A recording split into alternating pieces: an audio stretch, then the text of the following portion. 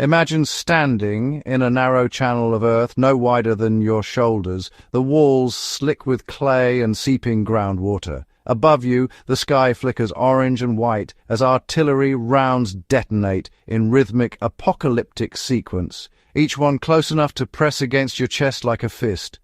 The smell is everywhere: cordite, rot, wet wool, and something you don't want to name. You have been standing in this trench for 11 days. You haven't slept more than 2 hours at a stretch, and somewhere behind you, a man who was laughing at breakfast is now sitting in the corner, staring at nothing, unable to speak. The medical officer calls it shell shock.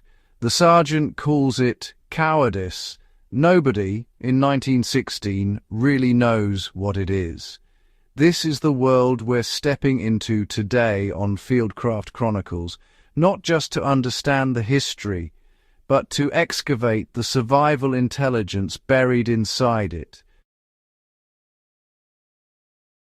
Inside the trench, the environment that created the crisis. The Western Front was not a battlefield in any traditional sense. It was an industrialized machine designed to exhaust human beings into submission. Men lived in perpetually waterlogged trenches, separated from freezing slurry only by wooden duckboards, sharing their dugouts with rats and lice in conditions that would challenge the most seasoned survivalist. What made it uniquely devastating was its relentlessness. The soundscape alone was psychological siege. Distant guns that never fully stopped, the crack of sniper fire, incoming shells, and between it all, an eerie quiet. Soldiers learned to distrust more than the noise. The brain, wired for short-term threat and recovery, had no framework for danger that simply never ended. Shelter, food, and water, the fieldcraft of staying alive. Within this hostile environment, soldiers became extraordinary improvised engineers, corrugated iron torn from farm buildings, ammunition crates repurposed as walls, ground sheets stretched over timber frames. All pressed into service to create micro-shelters offering psychological as much as physical protection. The act of building something, of exercising agency over one's immediate surroundings, was itself resistance against the helplessness that fed shell shock. Rations arrived only at night. Bully beef, hardtack biscuits, jam, and tea carried forward through communication trenches under shell fire. Water was equally precarious. Surface water was contaminated by mud, chemical residue, and the runoff from corpses buried in the trench walls. Soldiers relied on sealed containers or rudimentary purification and collected overnight condensation from ground sheets to supplement drinking supplies, a technique any modern bushcrafter would recognize immediately.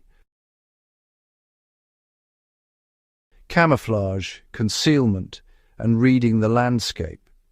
No fieldcraft skill evolved faster during the First World War than camouflage. Snipers wrapped themselves in burlap and vegetation, remaining motionless in no man's land for hours. Observation posts were disguised as false tree stumps, steel decoys positioned overnight to replace trees destroyed by shellfire. The lesson, directly applicable to modern bushcraft, is timeless. Concealment isn't just about covering yourself. It's about understanding how your environment reads to an observer and becoming indistinguishable from it. Shell shock, what we now understand as acute combat-induced PTSD, was the war's most confronting and least understood wound. Men shook uncontrollably, lost speech, went blind without physical cause. Many were court-martialed, some were executed. But within that institutional failure, doctors like W.H. Rivers at Craiglockhart began pioneering what we'd now recognize as talk therapy, treating shell shock not as weakness, but as a comprehensible human response to incomprehensible conditions. The survival techniques that kept men functioning longest, daily routine, maintained shelter, community, managing fear through purposeful action, are the same principles underpinning modern preparedness. Control what you can control, build something, eat when you can, find the others. The men of the Western Front were, in the most unromantic sense, the ultimate stress-tested survivalists. Their knowledge deserves carrying forward. If this episode changed how you see history or human resilience, share it, subscribe to Fieldcraft Chronicles, and pass this to anyone who values self-reliance and the lessons only hard history can teach.